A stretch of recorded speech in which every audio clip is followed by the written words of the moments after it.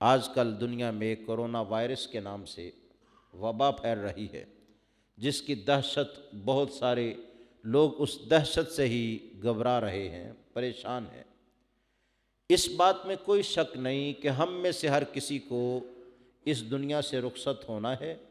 اور اپنے وقت مقرر پہ ہونا ہے۔ کوئی چیز ہمیں ایک لمحہ پہلے بھی موت زدہ نہیں کر سکتی، اور کوئی چیز وقت مقررہ سے ایک لمحہ بھی ہمیں تاخیر نہیں کروا سکتی۔ وقت مقرر ہے۔ بیماریاں، امراض، اموات یہ دنیا میں آنے جانے کی چیزیں ہیں، ہوتی رہتی ہیں،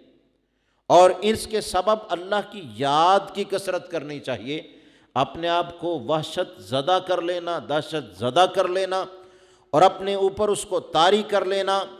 اور اس کے پیچھے ہی بھاگ جانا کہ یہ اب کیسے بچا جائے، ان چیزوں میں لگنے کے بجائے اللہ کی طرف رجحان کو بڑھانا چاہیے،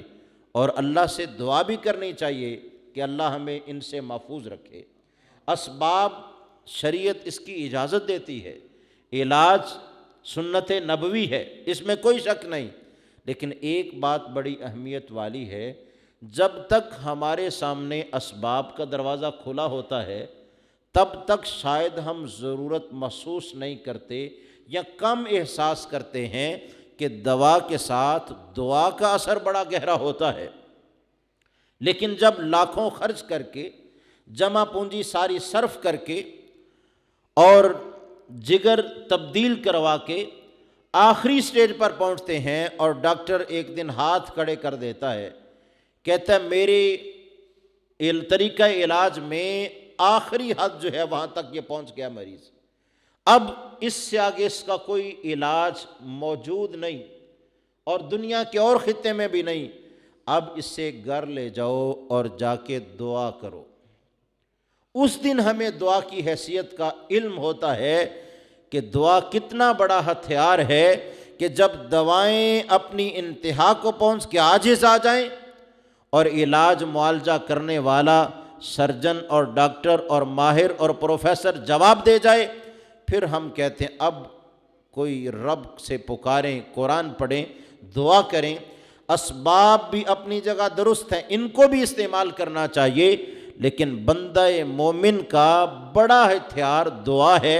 ہمیشہ اس کو کارگر سمجھنا اور جاننا چاہیے۔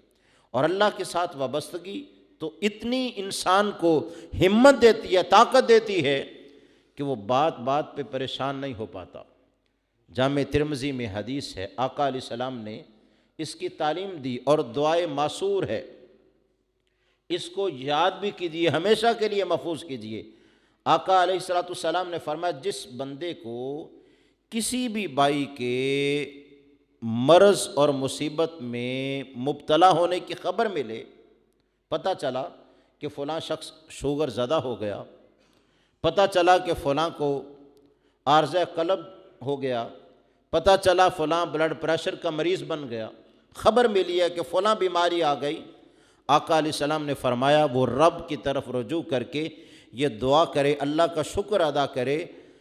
اب مرتے دم تک وہ بیماری اس کے قریب نہیں آئے گی، وہ جس طبی موت سے یا بھی جائے اس بیماری سے ہمیشہ محفوظ رہے گا۔ اور وہ دعا کیا ہے؟ آقا علیہ السلام نے فرمایا جب بھی، یہ صرف کرونا وائرس جیسی کسی وبائی مرض کے ساتھ ہی خاص نہیں، کوئی بھی مصیبت ہو، کوئی بھی بیماری ہو، جب سنیں تو فوراً کہیں سنا فلاں شخص عارضہ قلب میں مبتلا ہے، کہیں الحمدللہ الذی آفانی مما ابتلاک بہ وفضلنی علی کثیر ممن خلق تفضیلا۔ رب سے کہیں اے اللہ تمام تعریفیں تیرے لیے ہیں، تو نے مجھے محفوظ رکھا ہے، عافیت دی ہے اس بیماری سے جس میں فلاں مبتلا ہے، اور مجھے اپنی مخلوق میں سے اکثر مخلوق پر فضیلت دی ہے، بس یوں اللہ کا شکر ادا کرے۔ آقا علیہ السلام فرماتے ہیں اور جیسے بھی وہ جائے اس مرض سے محفوظ رہے گا جس کے مریض کی خبر سن کے اس نے اس دعا کو پڑھا ہے۔ اور ہمارا تو ایمان اور عقیدہ اس بات پہ مضبوط ہے کہ نبی رحمت صلی اللہ تعالیٰ علیہ وآلہ وسلم نے جو فرما دیا کما حقہ درست ہے۔ اب دیکھیں اس میں ہے کیا نسخہ؟ رب کی تعریف کرنی ہے۔ ہم کیا کرتے ہیں کسی کو مصیبت میں دیکھ کر معاذ اللہ اس کی مصیبت کا مذاق اڑاتے ہیں، کبھی کہتے ہیں فلاں وجہ سے اس کو ہوا ہوگا، یہ بڑا بنتا پھرتا تھا اب صحیح پھنسا ہے، گویا ہم ان مصیبتوں کو اپنے لیے دعوت دے رہے ہوتے ہیں۔